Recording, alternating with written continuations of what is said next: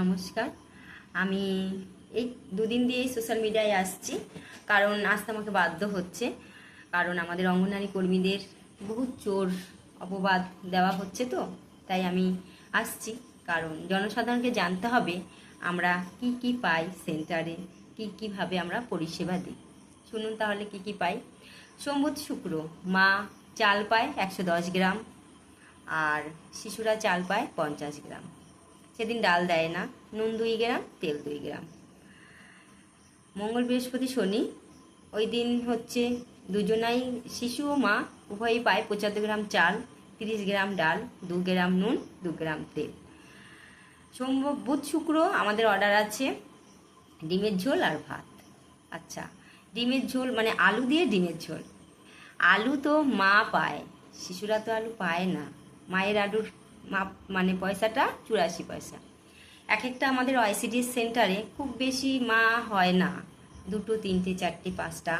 তা ওই 84 পয়সা করে 3, 4 মায়ের কত পয়সা হবে?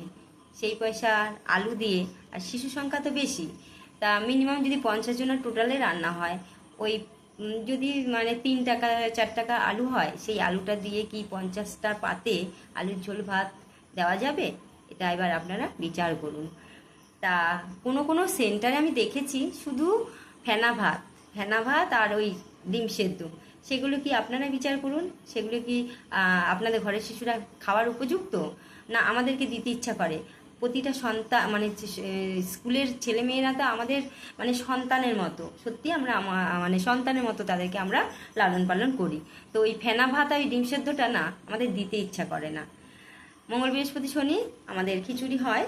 খিচুড়িতে একটু আলুর পরিমাণটা, মা সবজি পায় 23 পয়সা, শিশুরা সবজি পায় 11 পয়সা, আর ডিম 6.5 টাকা মায়েরা, আর 3 টাকা 25 পয়সা হাফ ডিম পায় শিশুরা। তো সেই আপনারা এখনকার বাজার অনুযায়ী বলুন, একটা শিশু 11 পয়সা যদি সবজি পায় কত হয়? আমি দেখেছি আমার 35টা কি 30টা শিশু, সবজি হচ্ছে আপনার 3 টাকা 4 টাকা এরকম। টোটালে মা শিশু নিয়ে সবজির পয়সা 6 টাকা কি 5.5 টাকা, 5 টাকা 52 পয়সা এরকম। এবার আপনারা বিচার করুন, এখনকার দ্রব্যমূল্য বৃদ্ধি অনুযায়ী ওই 5 টাকা 5.5 টাকা সবজি দিয়ে কি কি কিনবেন? কোন সবজিটা কিনে আমরা এলাকাবাসীকে দেব? আলুটা একটু বেশি হয়, কিছুর মধ্যে তো আলু দিতে হয়, তা আলুটা একটু বেশি হয়, কিন্তু তাও মোটামুটি আমার প্রাপক অনুযায়ী আমি দেখতে পাচ্ছি 30 টাকা কি 40 টাকা এরকম, কখনো 30 টাকা, কখনো 35 টাকা, 40 টাকা এরকম আলুর বিল হয়। সেই আলুটা আমাদের কিনতে হয়, আবার কিছু পয়সা এখান থেকে আমাদের বাঁচিয়েও রাখতে হয়। কারণ আমাদের সরকার যে আমরা ঘরটা ঝাঁট দিই, ঝাঁটাটাও ঠিকমতো দেয় না, ঝাঁটাটাও কিনতে হয়। বাসন মাজতে হয় তো প্রতিদিন, বাসন মাজার সাবানটাও কিনতে হয়, ঘর মুছতে হয়, ঘর মোছার মানে ফিনাইলটাও আমাদের একটু কিনতে হয়। তা এইভাবে আমরা সেন্টার অতি কষ্টে চালাই। জ্বালানিটা এই হালফিল বেড়েছে, এতদিন ওই 18 টাকা 19 টাকা 21 টাকা এইভাবেই চলেছে। তো তারপরেও যদি আপনারা বলেন আমরা চুরি করি আইসিডিএস কর্মীরা, তাহলে তো আমাদের আর কিছু বলার নেই। হ্যাঁ, তা একবার বিচার করবেন।